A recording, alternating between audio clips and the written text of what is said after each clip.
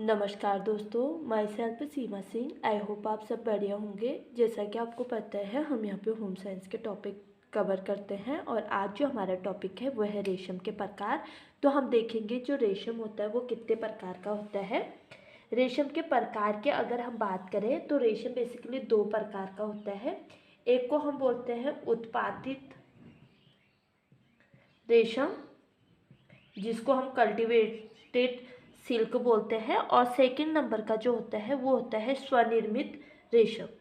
ठीक है, स्वनिर्मित रेशम, ये दो प्रकार का रेशम होता है। पहला उत्पादित रेशम, सेकंड स्वनिर्मित रेशम। जो उत्पादित रेशम है ये भी दो प्रकार का होता है। पहला तो इसको लपेटा हुआ रेशम कहते हैं, और सेकंड जो है वो है कता हुआ रेशम, कता हुआ रेशम। और जो स्वनिर्मित रेशम है ये कितने टाइप्स का है, ये भी 3 टाइप का है। ठीक है, स्वनिर्मित रेशम 3 टाइप का है। पहला है मूंगा रेशम, और सेकंड जो है वह है टसर रेशम, और थर्ड टाइप जो है स्वनिर्मित रेशम में वो है एरी रेशम। तो हम बेसिकली रेशम के प्रकार देख रहे हैं। रेशम के प्रकार, पहला है उत्पादित रेशम, सेकंड है स्वनिर्मित रेशम। जो उत्पादित रेशम है वो भी दो प्रकार का होता है, लपेटा हुआ रेशम और कता हुआ रेशम। फिर स्वनिर्मित रेशम 3 प्रकार का होता है। एक होता है मूंगा रेशम, दूसरा होता है टसर रेशम, और थर्ड होता है एरी रेशम। जो लपेटा हुआ रेशम होता है ये क्या होता है, ये उत्कृष्ट यानी कि सर्वश्रेष्ठ रेशम इसको कहा जाएगा। उत्कृष्ट श्रेणी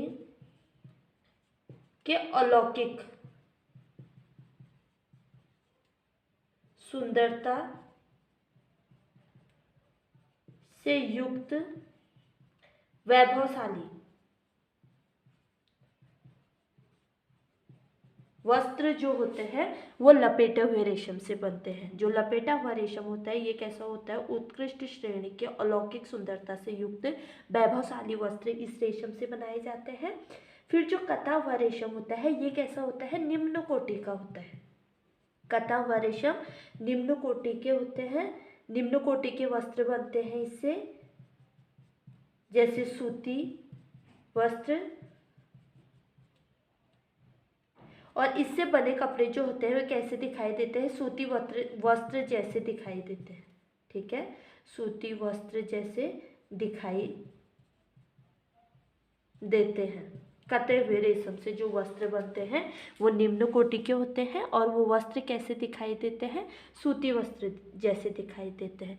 स्वनिर्मित रेशम क्या है, स्वनिर्मित वो रेशम जो अपने आप तैयार हो रहा है। जंगलों में सहतूत के पेड़ हैं और उन्हीं में बॉम्बैक्स मोरी के जो कीड़े हैं वो अपने आप ही क्या कर रहे हैं, रेशम का उत्पादन कर रहे हैं, तो उसको हम स्वनिर्मित रेशम कह रहे हैं। उत्पादित रेशम यानी कि इसको एक फसल के तौर पर एक व्यापारिक दृष्टि से यहाँ पर रेशम का उत्पादन किया जा रहा है उत्पादित रेशम में।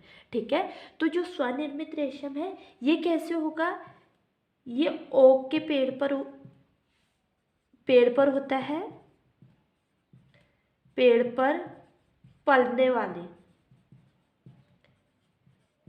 कीड़े से ये प्राप्त होता है। ओक के पेड़ पे पल जाएगा, यानी कि जो बॉम्बैक्स मोरी का कीड़ा है वो स्वतः ही एक स्थान पे जाके क्या हो रहा है, जैसे ओक के पेड़ के, बबूल के पेड़ पे, अरंडी के पेड़ पे जाके वो क्या हो रहा है, वहाँ पे अपने अंडे दे रहा है और अपने कोकून बना रहा है उनकी पत्तियों को खा के।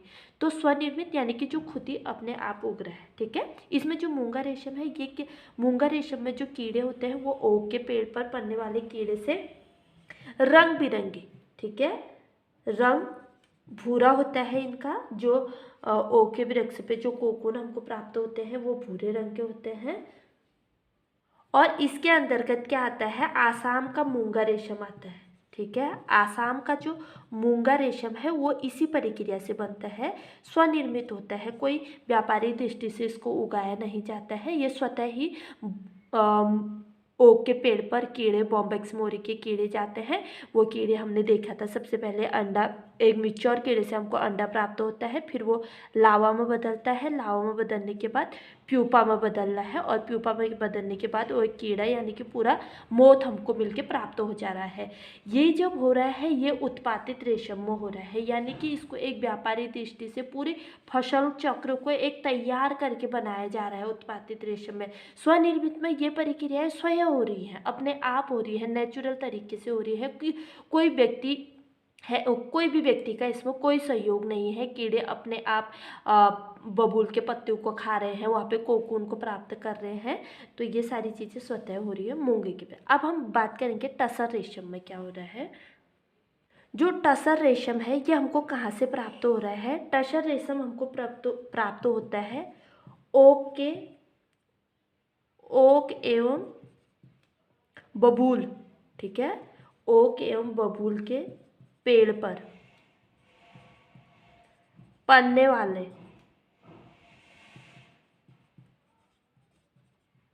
कीड़े से, और ये हमको प्राप्त होता है, ठीक है। टसर रेशम हमको कहाँ से प्राप्त होगा, ओक के पेड़ पे और बबूल के पेड़ पे ये अपने आप पलते हैं। और इसका रंग कैसा होगा, इसका रंग भी भूरा होगा, ठीक है। जो ये रेशम है, टसर रेशम है, इसका रंग भी भूरा होगा।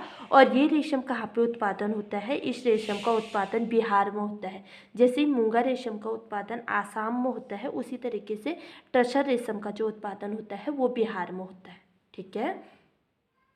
और अब हम देखेंगे कि जो अरी रेशम है ये कैसे प्राप्त होता है। अरी रेशम में क्या होता है, ये अरंडी के पेड़ पर पनने वाले, ठीक है, अरंडी के पेड़ पर पनने वाले कीड़े से हमें ये प्राप्त होता है। अरी रेशम क्या होता है, अरंडी के पेड़ पर पनने वाले कीड़े से हमको प्राप्त होता है। और इसका रंग कैसा होता है, जो अरी रेशम है इसका रंग कैसा होता है, पीला रंग का होता है, ठीक है। जो भी ये रेशम है इनके कलर कैसे हो रहे हैं, पीले रंग का, भूरा रंग का ऐसा मिल रहा है, क्योंकि स्वतः निर्मित हो रहे हैं, कीड़ों के साथ कोई भी प्रक्रिया नहीं की जा रही है। तो इस वजह से ये रेशम हमको भूरे रंग के, पीले करके मिल रहे हैं। और इसके बाद ये रेशम कहाँ पे उगाया जाता है, ये बंगाल और बिहार में उगता है, ठीक है। अगर हमें एग्जाम्पल पूछा जाता है कि अरी रेशम कहाँ पे उगाया जाता है, तो अरी रेशम बंगाल और बिहार पे, टसर रेशम बिहार पे, और मूंगा रेशम कहाँ पे, आसाम में उगाया जाता है, ठीक है। तो हमने ये देख लिया रेशम का जो प्रकार है, कितने टाइप्स ऑफ रेशम क्या है, कितने प्रकार के रेशम होते हैं। मुख्य रेशम दो प्रकार के होते हैं, एक होता है स्वनिर्मित उत्पादित रेशम, दूसरा होता है स्वनिर्मित रेशम। जो उत्पादित रेशम होता है ये सर्वश्रेष्ठ होते हैं, इसके रेशे कोमल होते हैं, चिकने होते हैं, लंबे होते हैं, फिलामेंट होते हैं। इनको कोई व्यक्ति व्यापारिक दृष्टि से स्वनिर्मित रेशे का उत्पादन कर रहा है, ताकि मैं व्यापार कर पाऊँ, मुझे अच्छा रेशम प्राप्त हो पाए, इसलिए इस रेशम को उगाया जा रहा है। जो स्वनिर्मित रेशम है उसमें हो रहा है कि जो बबूल, ओक के पेड़ पे कीड़े अपने आप ही जाके क्या कर रहे हैं, कोकून बना रहे हैं, अपने आप एक प्रोसेस से, प्रक्रिया है उनके करने की। वो अंडे से लावा, लावा से प्यूपा, प्यूपा से कीड़ा बन रहे हैं, तो वो प्रक्रिया वो खुद अपने आप से कर रहे हैं, तो उसको हम क्या बोलेंगे, स्वनिर्मित रेशम। इस स्वनिर्मित रेशम से हमें जो कोकून प्राप्त होंगे उस पर व्यक्ति का कोई भी रोल नहीं होगा, कीड़े अपने आप उस प्रक्रिया को कर रहे हैं और वहाँ से हमको रेशम मिल रहा है। फिर हमने देखा उत्पादित रेशम में दो प्रकार के रेशम है, पहला है लपेटा हुआ रेशम, दूसरा है कटा हुआ रेशम। लपेटा हुआ रेशम जो है वो उत्कृष्ट श्रेणी के अलौकिक सुंदरता से युक्त वैभवशाली वस्त्र लपेटे हुए रेशम से बनाए जाते हैं। और जो लपेटा हुआ रेशम है इसको फिलामेंट कहते हैं। फिलामेंट हमने पढ़ा था कि जो प्राकृतिक जगत का एकमात्र रेशा है, जिसे रेशम एकमात्र रेशा ऐसा है जिसे फिलामेंट कहा जाता है। तो जो लपेटा हुआ रेशम है इसको फिलामेंट रेशा कहा जाता है। और इसकी लंबाई कितनी होती है, इसकी लंबाई 300 से 1800 मीटर तक होती है, ठीक है, 1800 मीटर तक लपेटा हुए रेशम की लंबाई होती है। फिर जो कटा हुआ रेशम है, कटा हुआ रेशम जो है ये निम्न कोटि का रेशम है, ठीक है। और इससे बने जो वस्त्र होते हैं, रेशम के वस्त्र होंगे, कटा हुआ रेशम जो होगा वो निम्न कोटि का होगा। और इसके वस्त्र कैसे दिखते हैं, सूती वस्त्र जैसे दिखाई देते हैं, ठीक है, रेशम है लेकिन फिर भी उसके वस्त्र सूती वस्त्र जैसे दिख रहे हैं, तो ये कैसा है, निम्न कोटि का है। और कते हुए रेशम से जो वस्त्र बनते हैं वो वस्त्र भी निम्न कोटि के बनते हैं। फिर हमने स्वनिर्मित रेशम देखा था। स्वनिर्मित रेशम में हमने पहले मूंगा रेशम देखा था। मूंगा रेशम ओक के पेड़ पर जो कीड़े पलते हैं उनसे हमें प्राप्त होता है और इसका रंग भूरा होता है। और कहाँ पे ये होता है, आसाम में ये रेशम होता है, मूंगा रेशम। फिर इसके बाद हमने टसर रेशम पढ़ा। टसर रेशम के कीड़े कहाँ पे पलते हैं, ये ओक के पेड़ पे और बबूल के पेड़ पे ये कीड़े पलते हैं और इसका रंग भी भूरा होता है और ये कहाँ पे होता है, बिहार में होता है। फिर हमने अरी रेशम को देखा। अरी रेशम किसमें इसके कीड़े पलते हैं, वो है अरंडी के पेड़ पर पलते हैं और इससे हमें जो कोकून प्राप्त होता है वो कैसा होता है, पीला रंग का होता है। और ये कहाँ पे उगता है, ये बंगाल और बिहार में उगता है। ठीक है, तो ये हमने क्या देख लिया, रेशम के प्रकार देख लिए।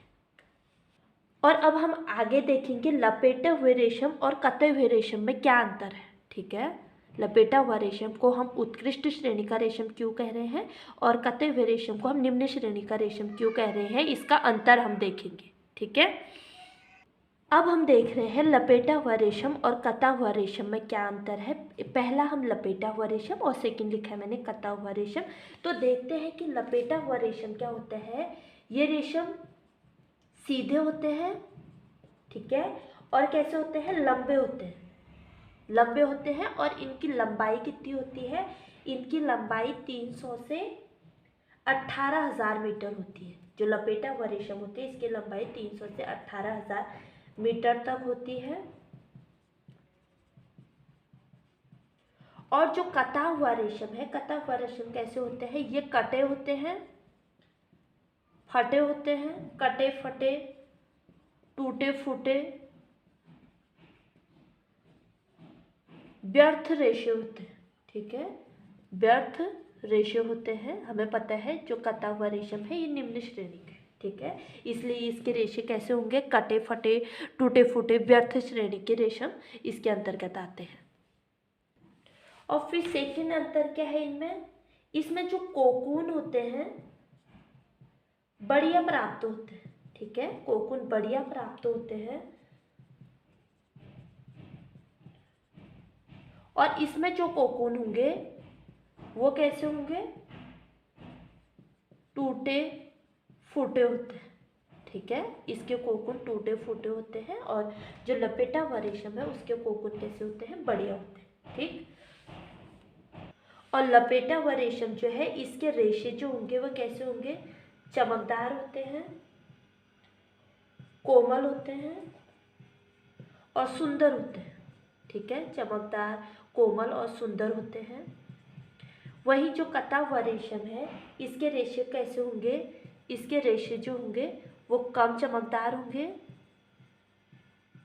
और कम कोमल होंगे, यानी कि वो कठोर होंगे और वो दिखने में कैसे होंगे, वो रूक्ष होते हैं। ठीक है, रूक्ष होते हैं, यानी कि वो कैसे होंगे, कठोर होंगे। ठीक है, इसके बाद जो कटा हुआ लपेटा हुआ रेशम होता है इसमें ऐंठन कम दी जाती है। ठीक है, ऐंठन क्या होती है हम इससे पहले वाली क्लासों में वो जान चुके हैं। इसमें ऐंठन कम डाली जाती है, लेकिन जो कटा हुआ रेशम होता है इसमें क्या किया जाता है, इसमें ऐंठन अधिक डाली जाती है। ऐंठन अधिक डाली जाती है, जैसे कपास के रेशों में हम डालते हैं। ठीक है, कपास के रेशे छोटे होते हैं तो इसलिए उसमें ऐंठन की ज़रूरत अधिक पड़ती है, क्योंकि रेशा छोटा है, जब हम उसको जितनी ज़्यादा ट्विस्ट करेंगे वो रेशा तभी बढ़ पाएगा, तो इसलिए उसमें ऐंठन ज़्यादा डाली जाती है। क्योंकि इसके रेशे भी कैसे हैं, कटे फूटे टूटे छोटे रेशे हैं, इसलिए इसमें ऐंठन लपेटे हुए रेशम से अधिक होती है। और जो ये रेशे होते हैं ये कैसे होते हैं, सफ़ेद होते हैं और क्रीम रंग के होते हैं। ठीक है, और ये कैसे होता है, भूरा और पीला रंग का होता है, भूरा और पीला रंग का होता है। और इसमें क्या किया जाता है, उच्च कोटि के वस्त्र बनाए जाते हैं, कोटि के वस्त्र बनाए जाते हैं। और इसमें क्या किया जाता है, निम्न कोटि के वस्त्र बनाए जाते हैं।